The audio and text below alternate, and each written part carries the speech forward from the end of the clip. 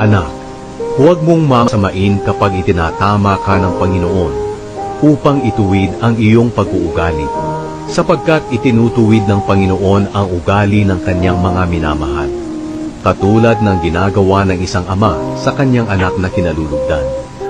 Matatagpuan mo ang tunay na kamay ng Diyos nung panahong may sakit ka. Matatagpuan mo ang tunay na provision ng Diyos nung panahon na tingin mo wala ka na at hindi mo alam kung saan ka kukuha. And yet God opened up something in the heavens and reached out to you and have done some miracle in your life. That's the time you have said, Lord, thank you for blessing me. Yung paraan ng Diyos madalas, imposible. Napansin nyo? Para hindi tayo magtiwala sa ating sarili, kundi sa Diyos. Kaya ho, pag ang pakiramdam ninyo, imposible yung kalalagayan ninyo, magpasalamat kayo dahil lalong makikita nyo ang katotohanan ng Diyos sa buhay ninyo.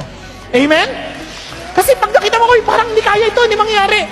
Praise God! Because there we will all see the reality of the powerful God. For with God, nothing is impossible. Hindi mo napapansin, parang hindi kayo satisfied. Nagtrabaho na kayo, kumita na kayo, parang kulang pa rin, parang there's something missing, there's something lacking. Bakit ganun? Kasi kapag hindi mo inuna si God, you will never be satisfied in life.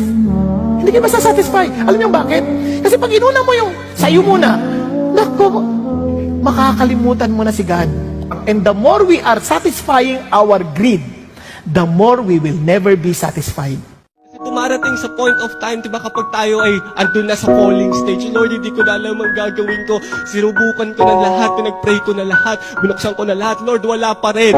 You are tumbling, you are squeaking, you are on your fear. Pero ang Panginoon sabi niya, huwag kang mag-alala na mas mabilis ako kaysa tamaan ka ng depression, mas mabilis ako kaysa tamaan ka ng mangungutang mo, mas mabilis ako dyan sa paglagpak mo. Hindi kita hahayaan na lumagapak. Hindi kita hahayaang masaktan. Ikaw ay hinayaan ng Panginoon bumagsak. Huwag kang mag-alala. Sasaluhin ka niya. Mas mabilis pa kaysa sa kapitbahay. Natuturo sa atin ng Panginoon, magtiwala ka that God is faster than your fall. Na ang Panginoon, yes, hahayaan kang bumagsak. Pero ang Panginoon, mas mabilis pa kaysa sa pagbagsak mo. Pastor, nananampalataya naman ako pero bakit wala talaga akong makitang maganda? Alam niyo kung bakit wala kang makitang maganda? Sapagkat hindi mo talaga ginagamit ang pananampalataya mo. Sapagkat ang pananampalataya, pag ginamit, tiyak may makikitang maganda. Si Lord, kumikilos siya sa panahon na unlikely. Everybody say unlikely. Number one, sinabi ng scripture that without faith, no one can see God. So if you're going to use your faith, you will see God moving. If you will see your faith in your family, you will see God moving in your family.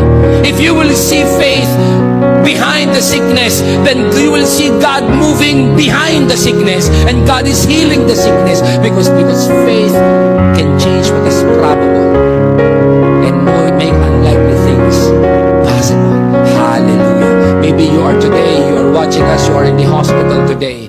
Probably you are sick, your family is sick. Gusto ko lang sabihin sa iyo, this may be the darkest moment of your family, but this is also the brightest moment and season for your family because God is about to reach down to you.